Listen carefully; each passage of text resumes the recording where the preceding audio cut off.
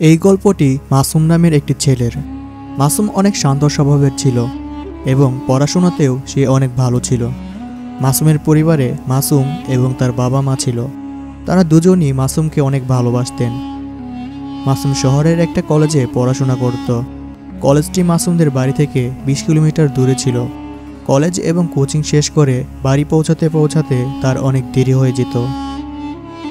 একদিন কোচিংয়ের ক্লাস অনেক দেরিতে শেষ হয়। বাড়ি পৌঁছাতে দেরি হবে বলে মাসুম একটা জঙ্গলের রাস্তা দিয়ে বাড়ি যাচ্ছিল। কিছুটা পথ যেতেই সে দেখতে পেল একটা মেয়ে রাস্তার পাশে দাঁড়িয়ে আছে। মেয়েটা বাইক থামানোর জন্য হাত দিয়ে ইশারা করছিল। মেয়েটাকে দেখতে অনেক সুন্দরী ছিল। এত রাত্রে জঙ্গলের মধ্যে মেয়েটাকে একা দেখে মাসুম বাইক থামালো। মাসুম মেয়েটাকে জিজ্ঞাসা করলো, কোথায় যাবে তুমি? মেয়েটা বাইকে উঠে বসলো এবং বলল, এই একটু সামনে যাব। মাসুম আবারও মেয়েটাকে জিজ্ঞাসা করলো, এত রাত্রে এই জঙ্গলের মধ্যে কি করছিলে? মেয়েটি বলল, এই জঙ্গলের মধ্যেই আমার বাড়ি। কিছু দূর যাওয়ার পর মেয়েটা মাসুমকে বাইক থামানোর জন্য বলল। এরপর সে বাইক থামালো। মাসুম দেখল রাস্তা থেকে কিছুটা দূরে একটা কুঁড়েঘর রয়েছে। মেয়েটা মাসুমকে বলল, এটাই আমার বাড়ি। মাসুম এর আগে কখনো কোনো মেয়ের সাথে এমন বন্ধুত্বপূর্ণভাবে কথা বলেনি। এজন্য মাসুম অনেক খুশি ছিল। এর পরের দিন কোচিং শেষ হওয়ার পর মাসুম ইচ্ছে করেই কলেজ থেকে অনেক দেরিতে বের হয়। রাত তখন প্রায় 9টা বাজে। মাসুম মনে মনে ভাবছিল আজকে আবারও যেন সেই মেয়েটার সাথে তার দেখা হয়। সৌভাগ্যবশত ঠিক ওই জায়গাতেই মাসুমের সাথে মেয়েটির আবারও দেখা হয়ে যায়। মাসুম আবারও মেয়েটিকে তার বাইকে উঠালো। রাস্তায় যেতে যেতে মাসুম ওই মেয়েটির বিষয়ে সব কিছু জানতে চাইল। জিজ্ঞাসা করায় মেয়েটি শুধু এতটুকুই বলল যে আস্তে আস্তে সবই জানতে পারবে। মাসুম ওই মেয়েটিকে তার বাড়ির সামনে নামিয়ে দিয়ে সেখানেই দাঁড়িয়েছিল। সেখান থেকে চলে আসার জন্য তার ইচ্ছে করছিল না। ওই মেয়েটার সাথে তার সময় কাটাতে অনেক ভালোই লাগছিল। মেয়েটি জিজ্ঞাসা করলো, কি হলো, বাড়ি যাবে না? মাসুম মেয়েটাকে জিজ্ঞাসা করলো, আমরা কি ফোনে কথা বলতে পারি? কিন্তু মেয়েটা বলল, আমি তোমার সাথে প্রতিদিন এখানেই দেখা করব। এরপর মাসুম সেখান থেকে চলে গেল। মনে হয় মাসুম মেয়েটাকে ভালোবেসে ফেলেছিল। এর পরের দিন মাসুম ঠিক ওই জায়গায় মেয়েটার জন্য অপেক্ষা করছিল। কিছুক্ষণ পর মেয়েটা সেখানে চলে আসলো। এরপর দুজনেই কিছুক্ষণ কথা বলতে থাকে আর এভাবেই দুজনের মধ্যে মেলামেশা বাড়তে থাকে। মাসুম প্রায়ই কলেজে যাওয়া বন্ধ করে দিয়েছে। এমনকি সে প্রতিদিন রাত্রে অনেক দেরি করে বাড়ি ফিরত।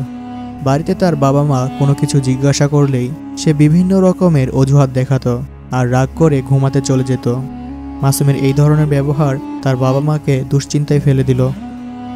একবার মাসুমের বাবা মাসুমের কলেজে গেলেন মাসুমের বিষয়ে খোঁজ নেওয়ার জন্য। কিন্তু সেখানে তিনি জানতে পারলেন মাসুম তো কিছুদিন ধরে কলেজেই আসে না। এ কথা শোনার পর উনি চিন্তায় পড়ে গেলেন। মাসুম কলেজের নাম করে বাড়ি থেকে বের হয় ঠিকই, কিন্তু যায় কোথায়? সবকিছু শোনার পর মাসুমের বাবা বাড়ি চলে গেলেন। মাসুম বাড়িতে আসার পর মাসুমের বাবা মাসুমকে জিজ্ঞাসা করল সে কোথায় গিয়েছিল। মাসুমের কাছে কোনো জবাব ছিল না। মাসুম রাগ করে না খেয়ে ঘুমাতে চলে যায়। ওই দিন মাসুমের বাবা মা মাসুমের চিন্তায় ঘুমাতে পারছিল না। মাসুমের ব্যবহারে তাদের মনে হলো সে হয়তো কোনো খারাপ কাজে জড়িয়ে পড়েছে। ঠিক তার পরের দিন মাসুম কলেজে যাওয়ার জন্য বের হলো আর তার পিছু পিছু তার বাবাও যেতে থাকলো। মাসুম ওই কুঁড়েঘরের সামনে এসে হর্ন বাজাতে থাকে। কিছুক্ষণ পর মেয়েটা বাহিরে আসে। মাসুম ওই মেয়েটাকে সাথে নিয়ে একটা পাহাড়ের উপরে যায়। সেখানে তারা দুজন বসে গল্প করতে থাকে। মাসুমের বাবা এসব কিছু দূর থেকে দেখছিল। মাসুমের বাবা তার সামনে যাওয়ার পর তাকে জিজ্ঞাসা করলো, তুই এখানে একা বসে কার সাথে কথা বলছিলি? মাসুম তার বাবাকে হঠাৎ দেখে ভয় পেয়ে যায় আর ভয় পেয়ে সে ওই মেয়েটির দিকে তাকায়। কিন্তু সে দেখলো ওই মেয়েটা সেখানে কোথাও ছিল না।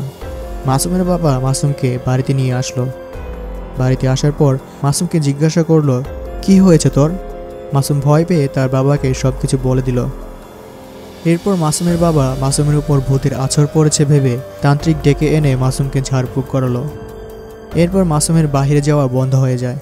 এভাবে বেশ কিছুদিন কেটে গেল। একদিন রাত্রে মাসুম ঘুমাচ্ছিল। হঠাৎ তার ঘুম ভেঙে যায়। তখন সে দেখলো ওই মেয়েটা তার পাশেই বসে আছে। এত রাত্রে সে ওই মেয়েকে তার ঘরে দেখতে পেয়ে চমকে ওঠে। মাসুম নরম কণ্ঠে মেয়েটিকে জিজ্ঞাসা করলো, তুমি এত রাত্রে এখানে কিভাবে আসলে? মেয়েটি তখন বলল, তুমি কি সত্যি সত্যি আমাকে ভুলে গিয়েছ? মাসুম তখন কান্না সরে বলল, না, আমি তোমাকে ভুলিনি। মেয়েটা মাসুমের হাত ধরল এবং তার সাথে যেতে বলল। মাসুম কোনো কিছু না ভেবেই তার সাথে চলে যেতে থাকে। মাসুম বাড়ি থেকে চলে যাওয়ার সময় তার বাবা তাকে দেখে ফেলে।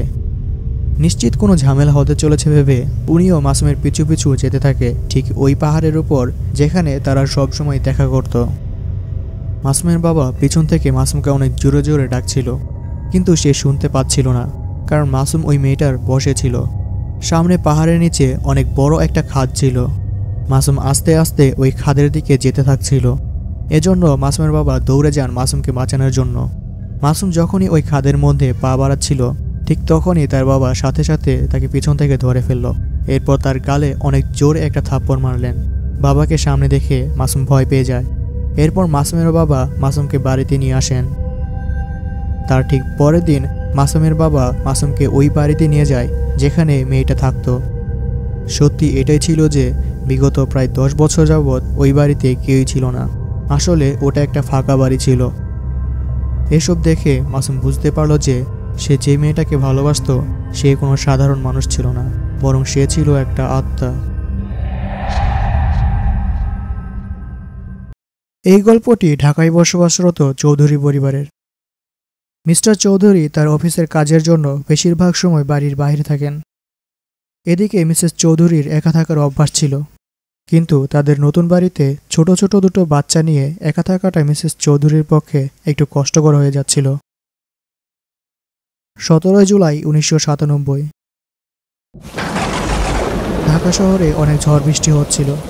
ওই রাত্রে মিস্টার চৌধুরী তার অফিসের একটা জরুরি কাজের জন্য বাড়ির বাইরে ছিলেন। এদিকে মিসেস চৌধুরী তার বাচ্চা দুটোকে ঘুম পাড়িয়ে বসার ঘরে টিভি দেখছিলেন। রাত তখন প্রায় 1টা বাজে। হঠাৎ একটা ফুটবল গড়াতে গড়াতে টিভির সামনে এসে পড়ল। মিসেস চৌধুরী মনে করলেন এত রাত্রে তার ছোট ছেলে আশিক হয়তো বল নিয়ে দুষ্টামি করছে। উনি রেগে বললেন, আশিক, তুই এখনো ঘুমাসনি? কিন্তু সেখানে আশিক ছিল না। প্রায় 17-18 বছর বয়সের অদ্ভুত ধরনের একটা ছেলে দাঁড়িয়েছিল। মিসেস চৌধুরী ভয় পেয়ে গিয়েছিলেন। ছেলেটা ছোট বাচ্চাদের মতো কেমন যেন অস্বাভাবিক আচরণ করছিল। মিসেস চৌধুরী যখন ওই ছেলেটার সামনে যাওয়ার জন্য পা বাড়ালেন, ঠিক তখনই ছেলেটা বাচ্চাদের ঘর ঢুকে পড়ল। মিসেস চৌধুরী ছেলেটার পিছন পিছন গেল। ঘরের ভিতরে অনেক খোঁজাখুঁজি করার পরেও ছেলেটাকে সে কোথাও খুঁজে পেল না। এরপরে উনি আলমারি খুলে দেখলেন ওই ছেলেটা আলমারির ভিতরে লুকিয়ে আছে। মিসেস চৌধুরী অনেক ভয় পেয়ে গেলেন। হঠাৎ কেউ একজন জোরে জোরে দরজা ধাক্কাতে থাকে। মিসেস চৌধুরী যখন এই দরজা খুললেন, একটা মহিলা হাতে কি যেন নিয়ে ড্রয়িং রুমের দিকে যেতে থাকে। মিসেস চৌধুরীও তার পিছন পিছন যেতে থাকলো আর বলল, দাঁড়াও, কে তুমি? কি চাই তোমার? দাঁড়াও বলছি। কিন্তু ওই মহিলা ঘরে ঢুকতেই দরজা বন্ধ হয়ে গেল। মিসেস চৌধুরী যখনই দরজাটা খুলল, সে দেখল ওই মহিলা সেই ছেলেটার সাথে বারান্দার রেলিংয়ের উপরে দাঁড়িয়ে আছে। এরপর ওই মহিলা মিসেস চৌধুরীর দিকে ঘুরে তাকালো এবং সে ছেলেটাকে সাথে নিয়ে বারান্দা থেকে নিচের দিকে লাফিয়ে পড়ল। মিসেস চৌধুরী এই ঘটনা দেখে অনেক ভয় পেয়ে যান। এরপর উনি তার বাচ্চা দুটোকে উঠিয়ে গাড়ির চাবি নিয়ে তার এক বন্ধুর বাড়ি চলে যান। কিছুদিন পর খোঁজ নিয়ে জানতে পারলেন কয়েক মাস আগে ওই বাড়ি নির্মাণের সময় এক মহিলা এবং তার পাগল ছেলে 4 তলা থেকে নিচে পড়ে মারা যায়। এরপর থেকে ওই বাড়ি এখনো খালি পড়ে আছে, কারণ এই ঘটনা শোনার পর আর কোনো লোকজনই ওই বাড়িতে থাকতে চায় না।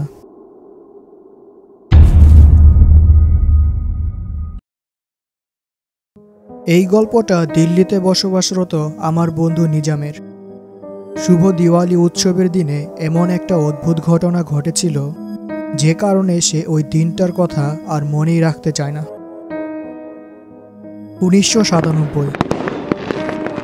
পুরো দিল্লি দিওয়ালির আলোয় ঝলমল করছিল। নিজাম তার পরিবারের সাথে জাঁকজমকভাবেই দিওয়ালি উদযাপন করছিল।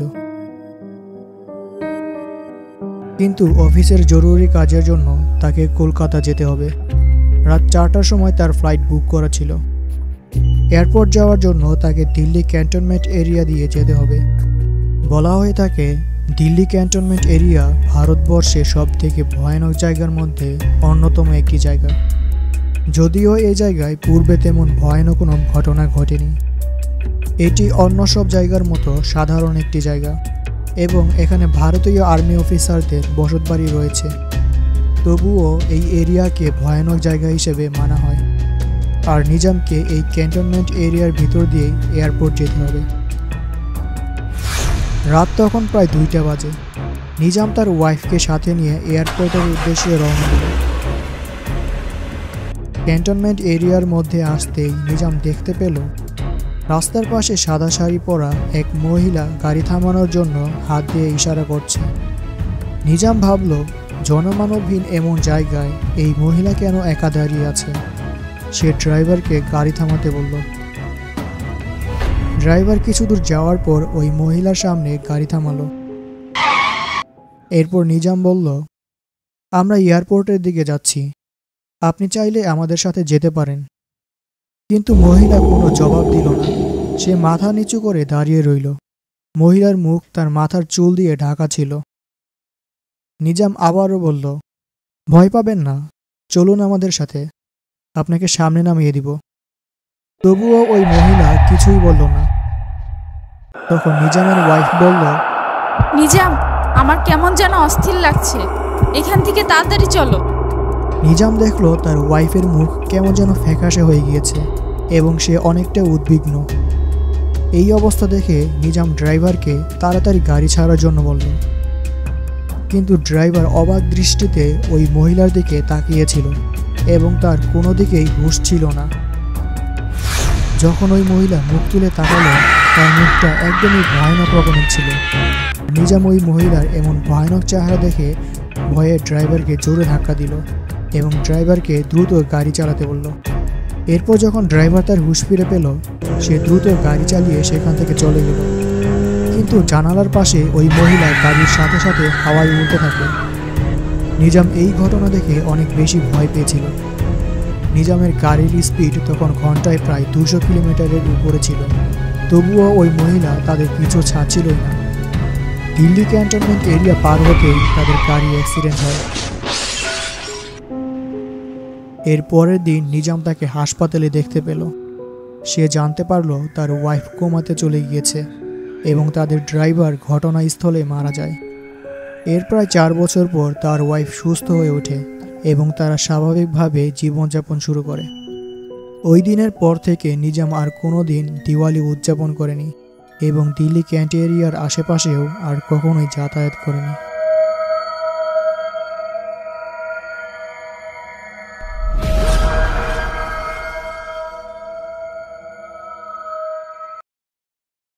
ভিডিওটি ভালো লেগে থাকলে একটি লাইক দিন এবং আপনার বন্ধুদের সাথে শেয়ার করুন, অথবা আমাদের চ্যানেলটি সাবস্ক্রাইব করুন এবং পাশে থাকা বেল আইকনটি বাজিয়ে দিন। তাহলে আমাদের পরবর্তী ভিডিও সবার আগে পৌঁছে যাবে আপনার কাছে। আজ এই পর্যন্ত। ভালো থাকুন, সুস্থ থাকুন। খোদা হাফেজ।